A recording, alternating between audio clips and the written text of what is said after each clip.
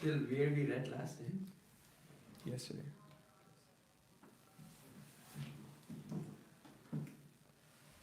And now the slave is God. You have suffered because of your own karma. So he's also you have suffered because of your own karma. So he's also talking some philosophy that we have soul and we cannot be killed.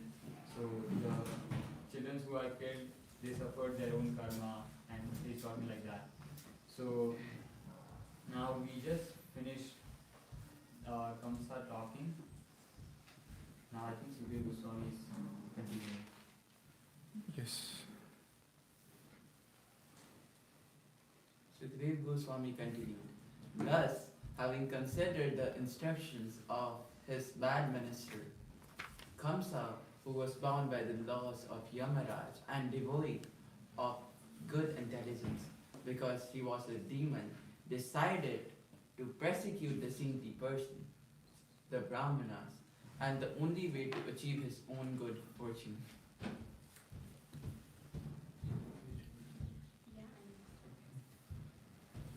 Translation. It's okay, we'll do translations.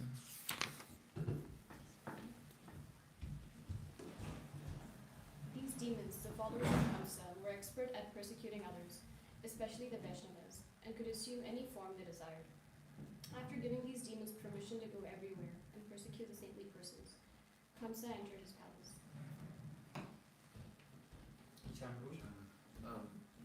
Surcharged with passion and ignorance and not knowing what was good or bad for them, the asuras for whom impending death was waiting began the persecution of the saintly persons. My dear king, when a man persecutes great souls, all his benedictions of longevity, beauty, fame, religion, blessings, and promotion to higher planets will be destroyed. Thus end the Bhaktivedanta purpose of the 10th canto, 4th chapter of the Srimad Bhagavatam entitles the Atrocities of King Kamsa. Srila Prabhupada ki. So, this verse comes in the context when Kamsa was planning along with his demoniac friends, demonic associates, to torture the Hari Bhaktas. So, when Krishna appeared, the Yogmaya Leela happened. So, Kamsa was afraid of his death even then. He had some reflections. Still, he was aware of all the Shastras. He knew the bodily concept as well, but he was not aware. It's the same thing how we know the bodily concepts, but still we come under the session every time we think about how I'm looking today. After applying tilak, is my tilak straight and everything. So still those things are there, but yes, we do those things to look representable as well. Actually, Prabhupada said, we have to look representable, we have to be gentlemen and ladies. Ladies is a nice word. So, yeah, so we have to look representable to the outer world who are not devotees, so that they think, oh, we are clean by our, from inside as well and from externally as well. So, here in the 46th shloka, it is written, My dear king, when a man persecutes great souls, all his benedictions of longevity, beauty, fame, religion, blessings, and promotion to higher planets will be destroyed. So Kamsa was trying to do that, and his associates as well. So one should be very careful not to offend great soul. Great soul means whoever is chanting the holy name, even if he chanted once. So even if you met someone in subway, you don't know, you just did something to him and he had a bad reaction from it, or what could be the word? Bad experience. Yeah, bad experience from that conversation or whatever was that. So he can feel, oh, that guy was wearing tulsi, he might be knowing of Hare Krishnas, but you just did something, so that it's not only you're representing ISKCON, so they will think, okay, you did that. So especially when they are Lord devotees, so when living in ashram, and even if you are a devotee, You have to be very careful with your dealings or exchanges with devotees. One should. So, because you can offend someone even if you are not aware of that offense. You might said something which is normal to you, but for the other person, that can be very harsh. So, that can offend them. We can only say no to something if we have a strong yes burning for something else. So, this can be related to association. So in this context, they are telling about the association. These verses, that how Kamsa got reflected, that I don't have to. I did all these mistakes, killing all the children of my sister and my brother-in-law. Then he got realized of that knowledge because he was known of all the shastras. But because of his bad association, he went into that trap to kill the last child as well. And they started looking for in every village and town nearby within last 10 days or even more, whichever child took born or appeared, so that they can kill them. So this was their mentality, and because this was because of the association, they had the same mentality of that. So we have to see our association, how we are dealing with others. So very nice analogy Srila Prabhupada gave is like we should not share our heart with anyone who is not a devotee, who is not a mature devotee for you. So, so when you share your heart, it can be very difficult afterwards, because you might share something which the other person is not aware of. So he can think, oh, he is at another level, or you might share something very neophyte and the other person could be very other person can be very advanced. So he might think as, oh, he's very neophyte, he might think something of that. So sharing the heart as well, like we should not share the heart so we should not share the heart with worldly people, which is Sangatyago Satavrate, Nectar of Instruction, Prabhupada writes. Sharing the heart means with outside. So the analogy was, there was a monkey on a tree and he has a friend, crocodile. So crocodile used to come and meet them, and then the crocodile's wife wanted to eat the heart of the monkey. So crocodile came to the monkey and he asked monkey, can you come with me? We'll go somewhere and we'll play. So monkey was like, okay, I can come with you play. And then the monkey was like, I never been to this place. Where are you going? This way is not looking familiar. So while they were going, so then that crocodile said that I'm taking you to my wife because she wanted to eat your heart. So he was like very scared inside, but he did not share that thing. He did not expose that thing to him. So he said, oh, you're very full. You could have told me. We monkeys, we don't have a heart with us every time. We leave it at our home. Whenever we need, we just take with ourselves. He said, you take me back. I'll go and I'll bring my heart. Then we'll go and then your wife can have my heart. And then the crocodile was very bad. So he went back. He gave the heart. He was like, then monkey jumped from his back and then he went to the tree and then he was like, then so he was like, now crocodile was, now I'm waiting for you, why are you not coming back? He was like, this is why you should not share your heart.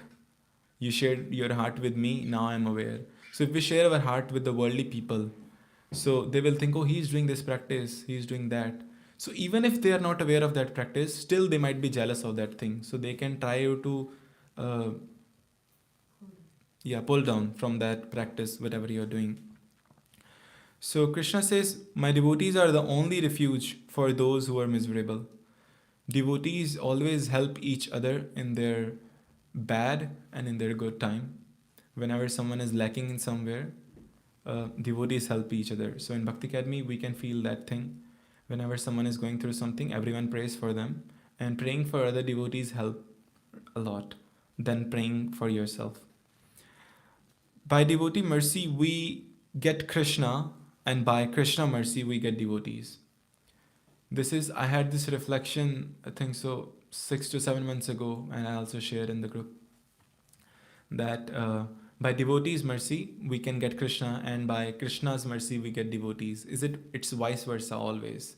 Sometimes you got down and then you listen to Krishna Leela, then you come back with the same pace. Then you get down and then Krishna Leela is not working for you. Then devotees has to come, they have to force you. Even if you don't feel like chanting, you don't feel like doing any practice from your heart, you have to do that. So once it was question asked that why do we count while chanting? So it's like we have to chant, we have to count our holy name, whatever we chant, so that we can be regulated with the lifestyle. When you have regulations, you have a nice lifestyle, and then you will be dedicated to that movement. So with that, I forgot the answer. Okay. Yeah. So it's okay. We'll see. So devotees are our wealth. So this is a really nice quote I saw once, like devotees are our wealth. I was like, why devotees are our wealth, right? But they help us to take from while we are in the ocean and we are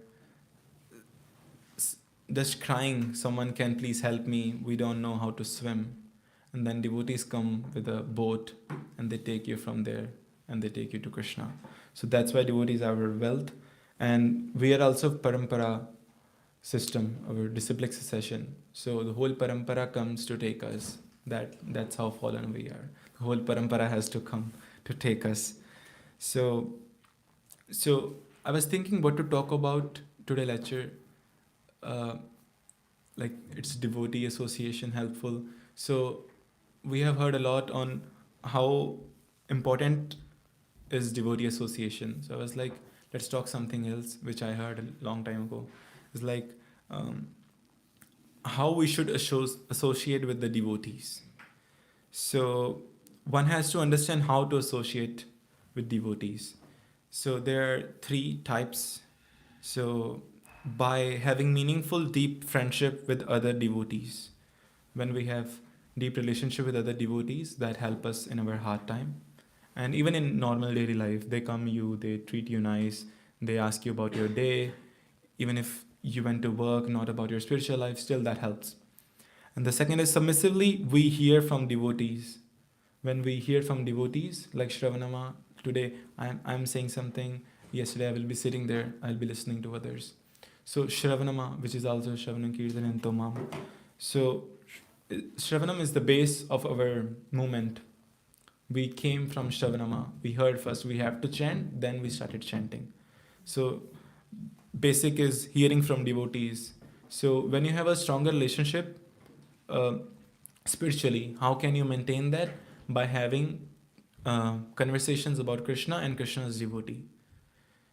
Or else it could be mundane. It can become mundane. It can become material. And the third one is we also trust our own relationship with Krishna. We have to trust our relationship with Krishna, not only with the devotees. So we also take decision based on our personal inspiration, not every time about our best friends. He's doing that, it worked for him, I should also do that. We don't blindly follow devotees. We should follow devotees, but not blindly. But yes, we can follow blindly Prabhupada. He's that pure devotee. So we can follow pure devotees, but we should not imitate them as well. So always we have to have these things in our mind. There are also 2 extremes one should be careful of. The first one is devotees is everything, which is because we feel like, oh, devotees are everything, they help me in chanting. Then we forget the Krishna factor, that there is a God and there is a Krishna. We just feel like, oh, everyone is a devotee. And we also trying to feel like Krishna could be also devotee of someone. He's also devoted to Radharani, but it's vice versa. So the same Haladini Shakti of Krishna. We have to, how we can correct this mentality. If you think like devotees is everything, then you have to think, because he's dear to Krishna, if you consider this thing in your mind, considering this in your relationship, he's dear to Krishna, that's why he's my friend. He has Krishna inside himself and he's thinking about Krishna the whole day, that's why he is my best friend. So, and the second extreme is the Sahajiyas, which is directly Krishna, not going through devotee at all. So it should be balanced, both having devotee association and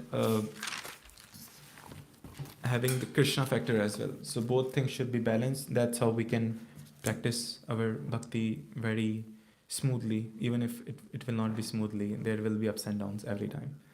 So how can we have deep friendship with the devotees? So there are three principles which I heard and I wrote. So the person I'm having friendship with, that person is the servant of Krishna, which is dear to Krishna. We have to think in a way, in Toronto, does anyone know how many people are living here? What is the population of Toronto, if anyone knows? 4, 5, 6 million. It should be around this. Okay, 3 in Toronto, 6 in GTA. so we'll consider 6 in GTA. So it's okay, we'll consider only 3 million in Toronto. And from that 3 million, how many are sitting here right now? And how many people come on Sunday? It's not even 500. So from that 500, only 20 are sitting here, or 3 or 4 might be listening online. So we have to think from billions and millions of this population on the earth planet. People are coming to love Krishna and they're giving their best time.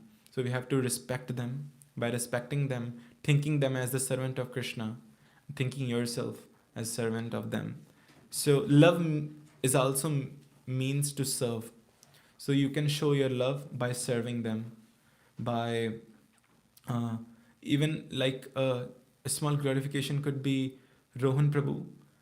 Whenever there is Bhagavatam class, even though he is late half an hour, still he brings a glass of water for the speaker, even if speaker has his own water bottle. So this is a very small thing, but I don't know if someone noticed, but this is giving him mercy, even if the speaker is not that advanced. Still, it's giving that thing, that mercy to him. He's bringing that relationship of bringing that water, just one glass of water, that is helping. He's serving in a way. So also serving in small, which also counts. So, and second one is respecting the person for having a different view from ourselves, which is very difficult to do. When you have a friend and at somewhere he has a different point of view than yourself, he might be thinking, I want to do journaling in the morning rather than chanting. And you are like, I'm a chanting person in the morning, I won't do journal in the morning. So you might feel disconnect with that person. You will feel, oh, he's not a Krishna devotee. Prabhupada said you have to do that. We have to be practical. So we have to sustain in this moment. So it's very difficult if you cannot do a practice at a certain time. You set a timetable for yourself. So by some we have to get one factor, which there is a one factor of everyone which attracted them to come into Krishna consciousness. So it might be dancing, it might be kirtan, it might be journaling, it might be chanting. It can be anything. So there should be one factor in a day when you just connect with Krishna, when time factor doesn't come inside. You have to give a time, and in which you don't have to count that time. So for some people it's japa. They don't count time in japa. Well, I do. But for some people it's journaling. They journal a lot. They do 4 or 5 hours of journal. And for some people it could be just service, just doing service. They just like cleaning or whatever. And for some could be just cooking for Krishna. So there should be one factor which connects you to Krishna, so that you can sustain in this Krishna conscious movement. And the third one is we should be able to relate. Obviously, that is the main thing. So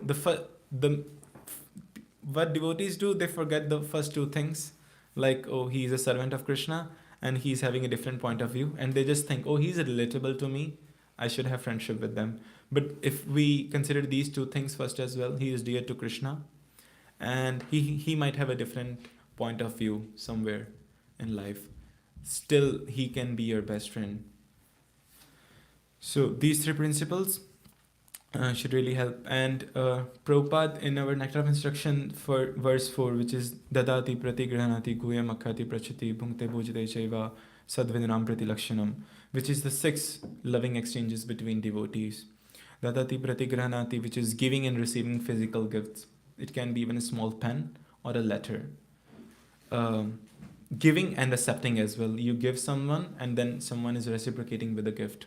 Or even if sometimes on birthdays, devotees say, I don't like gift. So when I came, I was like, I don't like gift. Then Maulid Prabhu told me about this verse. He was like, you have to accept gift if someone is giving gift. It's a love they are giving you. So it's an exchange between devotees. So you have to respect this thing. You should not be like, oh, I don't want this, I don't want that. If someone brought something for you, you have to respect that. And you can also give something in return if you feel like, oh, I'm in debt or something. Then there is Guyam Akhyati Prachiti, revealing oneself, mind in confidence, which is very important, and hearing someone in confidence. So hearing can be just hearing, not giving suggestions sometimes. This is very important. Like sometimes, but if I share something with someone, I just want to share. I don't want anything. I know the solution, but I can't do that. We know the solution is chanting, but still we are not doing that. So it's the same thing. I might come with a problem. I might share with my ashram leader or with my mentor, and then they are giving me the solution, but I just want to hear them. Or I'm going to my friend, I'm just talking all day about that same thing, and he's like, can you please keep quiet, or can you please do something else? Or because, and he's like, I'm giving the answer to this question, you have to accept this thing. I cannot accept at that time, so you just have to hear. Only hearing also helps. Shravanam, which is also Shravanam. And Bhunkte Bhojate, accepting and offering prasad. It can be also water, giving a glass of water to each other. Even while serving prasadam, you served someone. That is also an exchange which counted in your list. So these 6 exchanges. So Prabhupada said, our society is like one big family, and our relationship should be based on love and trust. And love and trust comes from these 6 exchanges if we practice these. So there was a braving term, which is BRAVING, so which has been cut down into 7 things, which is like, first is boundaries, how you can build trust. So this braving method can help, which helped me. So you can also practice if it helps you. So first one is the boundaries. Respect what's appropriate to share and hear. Don't push others to open up. Just sometimes we have our best friend and we want them to tell something because we know they are suffering from something, but they don't want to share. So we should not force them to sharing. If they feel like, they'll come to you, but just don't force. That affects the relationship and the trust as well, because then they can feel like, I felt, so it can be others. They can feel like he wants to hear that thing because he wants that masala thing in his life. I don't know what to say in English. Gossip. Yeah, that gossip thing. Tea. Tea? Okay, cup of tea. Everyone gets that. Yeah. Yeah. So know when they say that's too personal for you. So you have to respect the personalism in themselves. And the second one is relativity, which is be someone who follows up. If devotee opens up to you, check on them later. Consistency builds trust. So when you hear something from a devotee that he is suffering from something, then you follow them back, which build trust, which build love. Oh, he is worrying about me. Even if you're not worried, just text a message. That will help, and that will help you as well. Oh, I messaged and then he replied with a long message. Oh, this happened and now that thing happened. Someone gave me this reason and that reason helped me. But thank you so much for I really appreciate that you messaged me to ask this. Third one is accountability. own your mistakes in relationship. If you own a mistake in a relationship, just go and um, say that I'm sorry, I did that. You shared something in confidence, but I forgot and I shared with someone else as well. So if you go and do this, it helped me. So yeah, that is the thing. It breeds confidence and admit it. So when you have when you broke down confidence, think. So if you go back and then they can still trust you. Oh, he shared and then he came back. So that thing really helps. And apologize and repair. Repair is just going back and sharing the same thing. Then there is vault. What's shared with you stays with you. No spiritual gossip discussed, just sharing concerns. So no spiritual gossip. If someone is sharing, my chanting is going like this, I'm feeling down there, you should not share with someone else until and unless, which is very dangerous for that devotee. You have to share with some senior to help that person. If you are not able to from your level, then you have to share. Then is integrity. Choose courage over comfort. Speak truthfully but kindly. Don't sugarcoat, but don't shame as well. So don't sugarcoat and don't shame as well. So be in the limits. It's for everyone. I mean, like, so, and then is non-judgment. When someone shares a struggle, don't preach. Just be present. Let people be imperfect without commentary. They can be imperfect at that time, but they can be really fluent in their bhakti at any other time than you. So you should not preach them. Just hearing them will help. And the last one is generosity. Assume the best intentions. If someone seems distant, don't conclude they are envious or disloyal. Give them the benefit of doubt. Don't become doormat. So yeah, these are the 7 things which can build the trust, which came from a material. I was listening up. This came in my college as well. The same thing in TED Talk, and this I listened in lecture as well. So this came 2 times. That's why I wrote it, and it helped. So then after that, three doubts there are which can go away by hearing attentively Srimad Bhagavatam. So we should also glorify Bhagavatam, because I was complete with my topic what to speak on. Then I just added one more topic which is relevant for each and every class of Bhagavatam. You can just glorify Bhagavatam and you can go on and you can complete your class. So this was the 3 doubts which can go away if you attentively hear Srimad Bhagavatam. The first one is Krishna God? Does God exist? When you just start hearing, this doubt can go. Does Krishna exist? Is Krishna here? Krishna is always present in Brahman and Paramatma and then Bhagwan. So sometimes devotees also forget, they just only focus on the Bhagwan feature, the 6 full opulences, and they forget about the Brahman and Paramatma, which is like they, so there is an example. So once Prabhupada were at nearby ocean, and then he said his disciples, oh, just go and take a bath, go and just enjoy in the ocean, go and just play.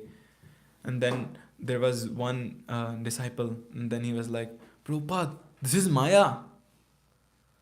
And he's like, Prabhupada told you about the Maya and told about Krishna, and you're teaching Prabhupada this.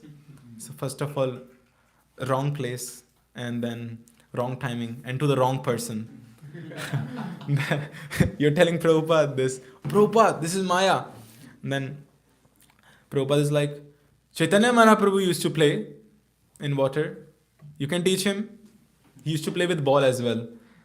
So yeah, so even if we see here, we think like, oh, this is very material thing, this nature. But that nature is also part of Krishna. So that's why the best example is Bhakti Swami Maharaj here. Like, he loves nature, and it also connects us with Krishna sometimes. So for everyone, it's different things. They can get connected with Krishna. For Maharaj, it could be the nature. That's why he walks a lot, so that he can we see some flowers which you never saw, very beautiful. You can appreciate Krishna. Oh, Krishna, you made this flower. How beautiful you will be. So just thinking and glorifying Krishna in that way, you feel connection with Krishna. So main thing is feeling connection with Krishna every time. That's how you can remember Krishna. It's all Antakale Chmamima Svar Muktav Kevalam. You can remember Krishna at the end of your death time. And the second one is the second doubt which can go away when you continue listening Srimad Bhagavatam is, can I overcome obstacles and temptations on the path of bhakti? I think so where everyone is sitting in this room. Like, can I overcome these obstacles and I can overcome my temptations in the bhakti? I want that beat bag, I want that. Still there is temptations in bhakti as well. Yeah, dhoti, obviously, dhoti, 7-8 dhotis everyone has. I mean, I have, so yeah. And then the third one is, does Krishna love me? So this will come. This would have been reflected in someone. So does Krishna love me? So this will be cleared soon, or it would have been cleared. So yeah, these doubts can be cleared. And yes, I think so. That's all I have to share. And and a small thing is like, as I was talking about going to your friendship, having friendships, it feels like a home. You have a home, and seek home. So, for example, you might be working in a garbage company where you have to deal with the whole garbage the whole day, and your clothes are like this. Okay, then you come back, you're taking shower with the clothes on. Okay, oh, that I'll take shower, and then you relaxed after a hot shower. You're sitting having a cup of tea, which is from Iskon Juhu. Cup of tea, yeah, herbal tea. Yeah, having herbal tea, and then you're feeling relaxed. Then you feel like this is home, even though that is material. So in our spiritual life as well, there should be a home. It could be your friend, it could be your Guru Maharaj if approachable, or it could be any senior devotee. So these three, or even sometimes shastras help. Like for some people, reading, journaling, these things also help, and even dancing in kirtan and doing kirtan. So these things really help. That can feel you like you are at home. And in living in temple, you don't have to worry. You are all the time in home. Even if you feel like, oh, that person is very rude and that, after some time they'll do something which you really appreciate. Oh, that person is not that bad. It's just about the circumstance that happened. So yeah, I think so. That's all I have to share. Yeah, thank you so much, Hare Krishna. If anyone has any questions, corrections, any reflection, yes. Thank you for everything. Two quick points. One is that you were mentioning about devotees being the only shelter. Even if you look at practically, that is so, because whoever you go to, they will give you what they know best. So you can go to people and they can suggest you take 2 shots, everything will be fine, or just get drunk, it will be fine. When you come to devotees, they ask you to chant Lord's name, go have darshan. So naturally, it's the only solution. And because we have a few newcomers here who are joining for the first time, so just want to inform them that this is a very auspicious month, and today is Ekadashi. Thank you for staying until the end. If you don't mind, we can clap for you. That's It's also Bhishma Panchak started today. So even more auspicious. If you never visited during Kartik, you're visiting now, it's even more auspicious. The Kartik is like sale and this is like bumper sale. It's like the clearance in Winners or anywhere you go. So yeah. That's all. Yes. Yeah, I didn't have any questions, but just wanted to reflect on one point, which is you mentioned about sometimes when someone is opening their heart out to us, or maybe they've come, they've taken shelter in your space and they want to open out. That's just hearing. You're doing a great service as well, because often people don't want an answer from you. They just want someone to listen to. They just want someone who's listening to them, and the person themselves reveals the answer when they're speaking. You don't even realize that. So you just need to summarize what they have told you, and then this was the answer. I didn't even know about that. So honestly, just by staying quiet, and by just listening to them, it's a great service with anybody, and that's what psychologists are paid for. But yeah, Yeah, we are free of cost here. we do it free of cost. First, I have a question. You were mentioning this word material, worldly. So can you elaborate more on what is material, what is worldly?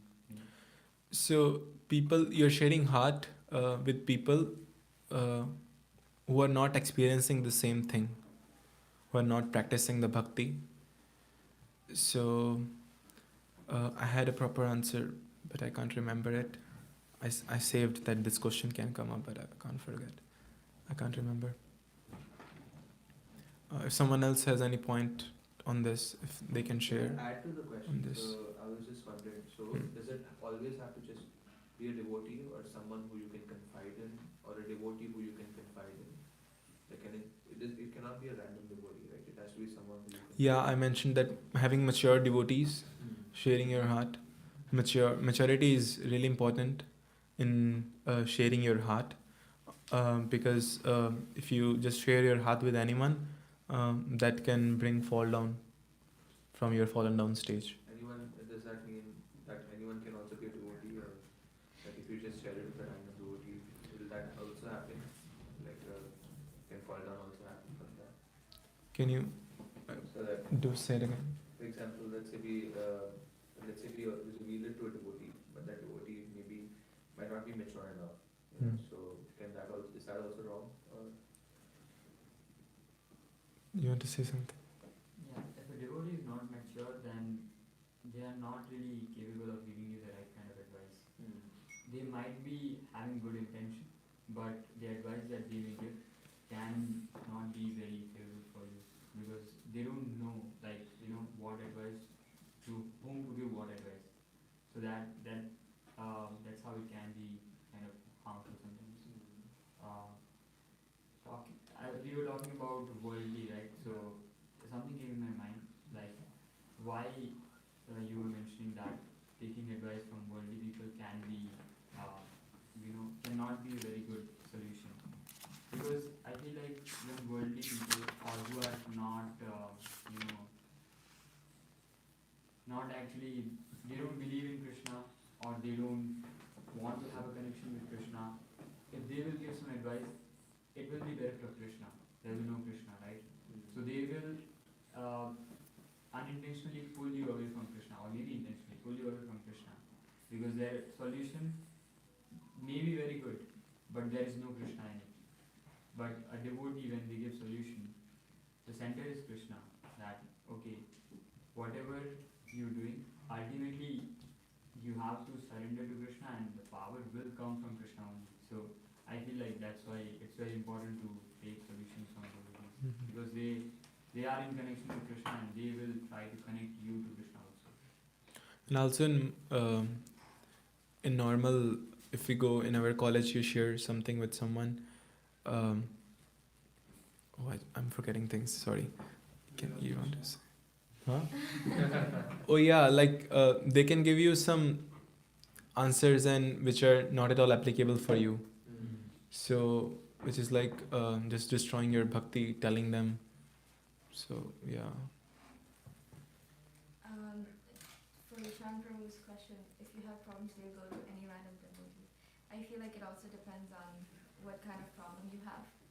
Like, for example, you must know devotees who, for example, this one devotee, they're great at chanting, and they have amazing advice on chanting.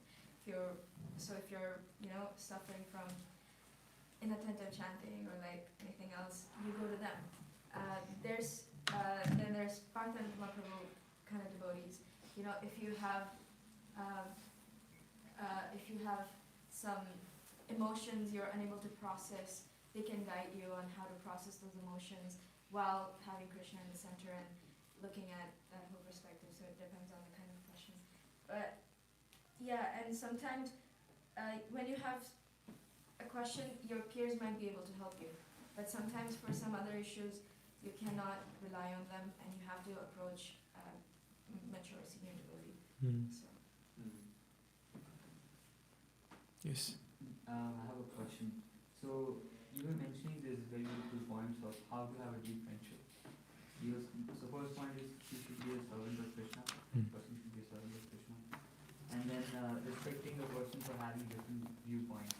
So my question is on this second one. So why people they cannot respect a different viewpoint than themselves? Like where is this coming from? This is our false ego. Everyone wants to be correct in themselves. Oh, no one can correct me. I'm all perfect. You are not. So they want to prove themselves. Oh, this worked for me, or this will work for me, so this will work for you. So if your friend is having a different opinion on that, you might consider himself not as your friend anymore. So this false thing, because we want all the time everything what we want. Our way, we want our way. We don't feel, that's what we are making a center of attraction ourselves, not Krishna. The other person also has a life to go, so he has to do his own chores, and he has to go to work and study, or he has his own personal family issues, or even issues in bhakti. So his answer can be different from you, his opinion can be different.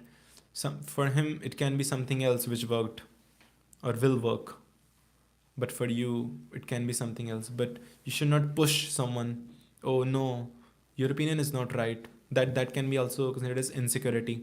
You are having insecurity that guy is not um, aligning with my mindset, so then you think he's not my friend. That is not. Everyone has a different mindset. Krishna made it like that. You have a different quality in yourself which you can um, um, use in Krishna service. So he might have a different quality. You might have a different quality. So you have to respect that thing. That you can only respect that if you think it's Krishna in themselves. It's like, yeah, you were saying it's like my way or highway. But Mhm. can there be two right also sometimes, right? You are Yes. also right. Yes. So there can be two right, but yeah, If you want to go to Brampton, you can go from highway, or you can go from the streets as well. Yeah, it might take a longer time, but it might take a small time. It depends. But if you choose the fast way, but there an accident happened there, you took a longer time than a smaller one. So it's just a matter of time. Some people might progress slow because they came in bhakti later than you, or in their previous life they just joined for 2 years and you were like 50 years in your bhakti last life. So you might be advanced from that stage as well. So you have to respect that factor as well. I think I have one last thing. Yes. I just want to share this. Yes. You were talking about how listening is very powerful. You know, sometimes you don't need solutions; you just want someone to listen. So yesterday, I listened to someone, and then someone was there to listen to me also. So I experienced both sides, being there for someone and someone being there for me, and it was very beautiful both the time. You know, no, I didn't give a solution, and the other person who was listening to me didn't give a solution. We were just listening, but still, it made me feel, you know, way better than I was feeling, and it was very good. So having a listener is very very important. Yeah, our acharyas are amazing. Like 500 years ago, or like thousands years ago, they wrote the scriptures. And now we are living in this age with the mobile phone, social media, and everything. They still have those answers with themselves. In those wisdoms, there is that modern answers. Like Nectar of Instruction, it's like 11,000 verses, and then Prabhupada just took 11 verses from that. And he just gave in a very small book. Okay, not even fourth part of the Bhagavad Gita. It's very small. It has very knowledge in that, very wisdom. It's like just hearing the nectar from that. So nectar of instruction. So Srila Rupa Goswami gave really nice answers in that. These 6 exchanges, if you follow in your devotee dealings, in your exchanges, that really helps. And I tried those things, and it really helps in our relationship. So I tried, and that's why I shared. Yeah, try and test it. You mentioned about we should follow the pure devotees but not try to imitate them. My question was, where do you draw the boundary? How do you know that, oh, this is where I'm following them and this is where I'm imitating them? So imitating is like Haridas Thakur used to chant, 300,000 rounds a day. And he used to do service as well at the same time. But can it be possible in this age? Prabhupada said, you just chant 16 rounds, you do the service. The service is more important as well, because you have to grow the movement. So they were bhajananandis, but they were also going outside to preach as well. We know the marketplace thing. So even though then, so we can't imitate them. What if, they'll give you one, what is that? Whip. Yeah, one whip. Can you say Hare Krishna, or you'll say Mummy? So it depends on you. So he was still saying Hare Krishna, Haridas Thakur. So you can't imitate them. The thing is that. And maintaining boundaries, you can do that with knowing your own process. How fast, how slow are you? So you can do that only by yourself, or by taking help from a mentor, from your senior, who you feel relatable in that, not going to anyone talking, oh Prabhu, I'm lacking in this, can you help me in that? That doesn't work. You have to observe some devotee. That's how you choose a mentor, right? Observe some. That's how you choose guru as well. You observe something that, oh, there's something relatable I can relate to. So that's how you can take help. Yeah, a little add on to that. Yes. Because it's so funny. Imitation is when you do something without understanding or resonating with it. You know, I think Vishaka Prabhu gave the example that there was this one doctor, he was a vet, okay? So there was this one cow suffering, you know, and the doctor hit the cow with the hammer on her stomach, right? And his apprentice who was there, he saw it and he's like, okay, I don't need this doctor anymore.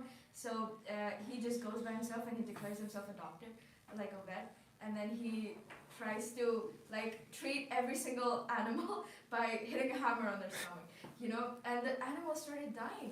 And so everyone comes together and they ask him, and he's like, well, I saw my, you know, who I was learning from do that. And then they go to the doctor and they're like, the doctor's like, oh, that cow had swallowed, or like, I don't know what animal, the horse had swallowed a whole watermelon. So I hit it with a hammer so that watermelon could break and he could digest it. Yes. But you can't do that to every single, Yes. every other patient, right? And that's something that comes with imitation because you don't understand what's going on and you just copy. So I think that's a good way to understand and to draw the line.